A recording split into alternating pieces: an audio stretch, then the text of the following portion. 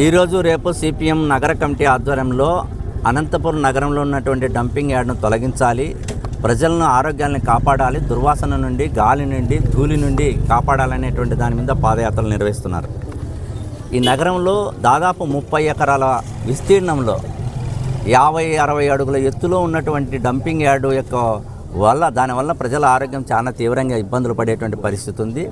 Rajiv colony పంచాయతీలోని 16 కాలనీలతో పాటు ఇతర కాలనీలు నగరంలో ఉన్నటువంటి 50 డివిజన్లలో ఉన్నటువంటి చెత్తనంతటిని తీసుకొని వచ్చేసి అక్కడ డంపింగ్ యార్డులకి డంప్ చేస్తున్నారు. ఈ ప్రధానంగా రాజీవ్ కాలనీ పంచాయతీ పరిధిలో ఉన్నటువంటి కాలనీల వాళ్ళకి మొదట ఆ డంపింగ్ యార్డ్ యొక్క దుర్వాసనతో పాటు అక్కడ ఉన్నటువంటి వ్యర్థాల వలన తీవ్రమైన అనారోగ్యానికి గురయ్యేటువంటి ప్రమాదం బాగా పెరుగుతోంది. అట్లాగే పాలకులేమో ఈ డంపింగ్ యార్డ్ను తరలిస్తామని చెప్పారు, దాని ప్రాసెసింగ్ యూనిట్ పెడతామని చెప్పారు. 22 కోట్ల రూపాయల పైగా దానికి ఖర్చు పెట్టిన గతంలో అది కొంతవరకు పని జరిగింది, తర్వాత దాన్ని మూసేసినటువంటి పరిస్థితి ఉంది.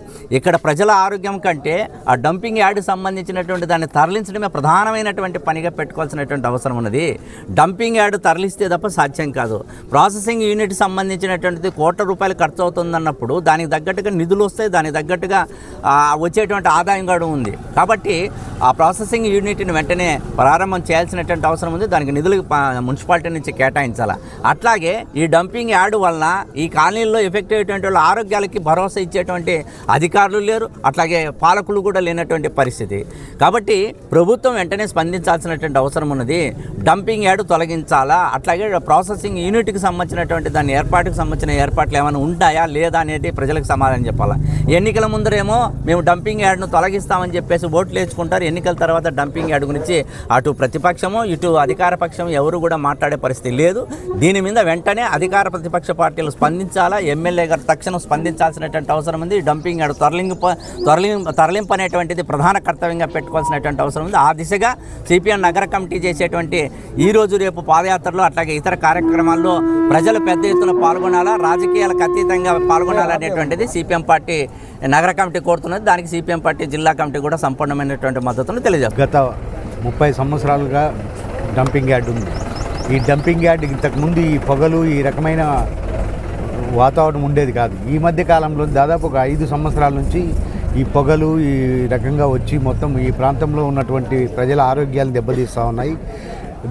మామూలుగా అయితే అంతకుముందు ఏదో 1-2 గంటలు ఉండేది, తర్వాత వాళ్ళకి ఏదైనా ఫోన్ చేస్తే ఆఫ్ చేసేవాళ్ళు. ఈరోజు ఆఫ్ చేసే దిక్కు కూడా లేకపోయింది. ఎవరికి చెప్పాలో అర్థం కావడం లేదు. మొత్తం రాజీవ్ కాలనీ పంచాయతీ ప్రజలందరూ కూడా ప్రాణవాయువు పీల్చడం లేదు, అందరూ కూడా మరణాన్ని పీల్చుకుంటున్నారు. అంత దరిద్రంగా తయారైపోయింది. రాత్రిపూట అయితే కనీసం ఇండ్లలోకి కూడా పొగ చొచ్చుకొని వచ్చే పరిస్థితి వచ్చింది. ఈ రకంగా పొగ పీల్చి బతికితే ఎన్ని రోజులు బతుకుతారు మనుషులు? కాబట్టి ఖచ్చితంగా డంపింగ్ యార్డ్ని దాని గురించి ఆలోచన చేయవలసిందే. మున్సిపాలిటీ పాలకవర్గము, మున్సిపాలిటీ కమిషనరు, తర్వాత ఎమ్మెల్యే గారు అందరూ కూడా దాని గురించి ఆలోచన చేసి ఇన్ని వేల మంది ప్రజల ప్రాణాలు పోతుంటే కనీసం ఆలోచన చేయకుండా ఇంతవరకు టైంపాస్ చేస్తున్నారంటే నిజంగా మేమందరూ కూడా సిగ్గుపడుతున్నాం.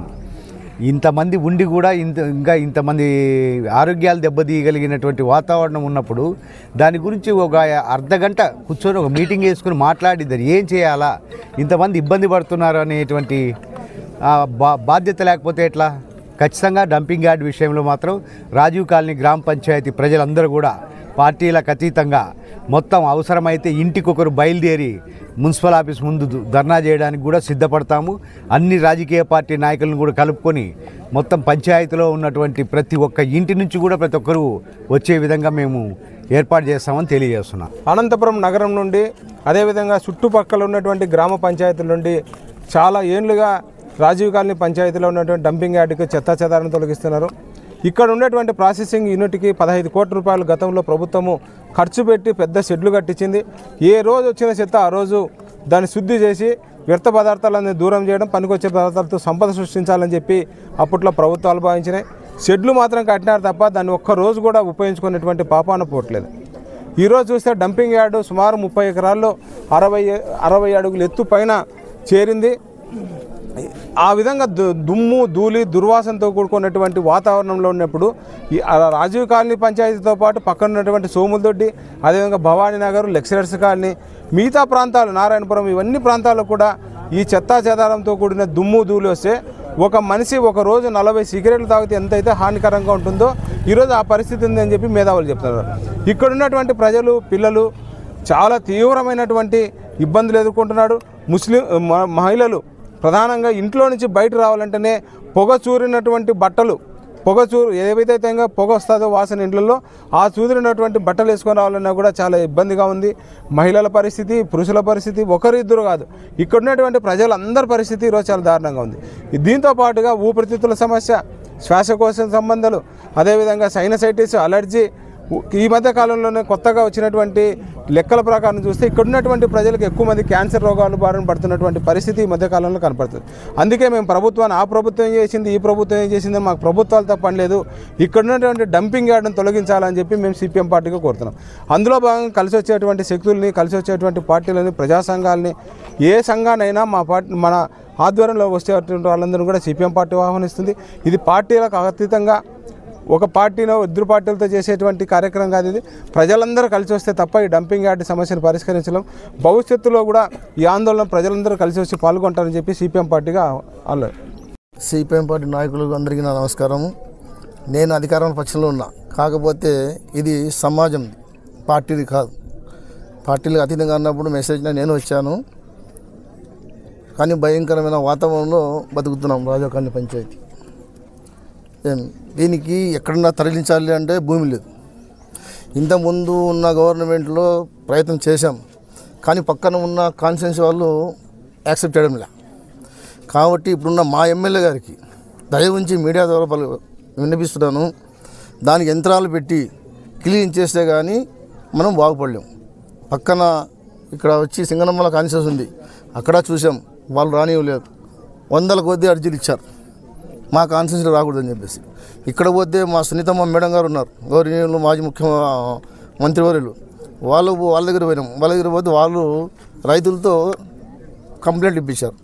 ఎందుకంటే జిల్లా మొత్తం అంతా, టౌన్ అంతా మా కాన్స్టిట్యున్సీలోకి వస్తే మా పరిస్థితి ఏంటి అని చెప్పి. కాబట్టి ఈరోజు మీడియా ద్వారా మా ఎమ్మెల్యే గారికి విన్నపించుకోవడం ఏమంటే, మా ఆరోగ్యాలు కాపాడేయాలంటే మేము ఎన్నుకున్న మనిషి నాయకుడు ఇప్పుడు అసెంబ్లీలో ఉన్నారు. దీని మీద చర్చ జరిపి ముఖ్యమంత్రి గారికి తీసుకుపోయి ఆ మాట వినిపించి, ఇట్లా పంచాయతీరాజ్ శాఖ మంత్రి మన పవన్ కళ్యాణ్ గారు ఉన్నారు, విద్యాశాఖ మంత్రి లోకేష్ బాబు గారు ఉన్నారు, వాళ్ళతో విడిగా సంప్రదింపులు చేసి డంప్యార్డ్ తీపిచ్చే బాధ్యత మా ఎమ్మెల్యే గారు తీసుకుంటామని చెప్పేసి ఒక భరోసా ఇస్తున్నాను. ఈ సమస్య ఆయన కూడా తీసుకుపోయి విన్నపిస్తాము. కాబట్టి పార్టీలకు అధీనంగా వచ్చారు కాబట్టి మీ అందరికీ ధన్యవాదాలు. ఆరోగ్యమే మహాభాగ్యం. టీడీపీ వాళ్ళకు రోగం రాదు, వైసీపీ వాళ్ళకి వస్తుందని కాదు, అందరూ ఉన్నారు. కాబట్టి అందరి సమక్షంలో నేను కూడా మాట ఇస్తున్నాను, నా శాశక్తుల పార్టీలకు అతీతంగా నా మీద ఏ భరోసా ఇస్తారో దాన్ని నేను చూచి తప్పకుండా ఎమ్మెల్యే గారికి తీసుకోవాలని చెప్పి మాట ఇస్తున్నాను.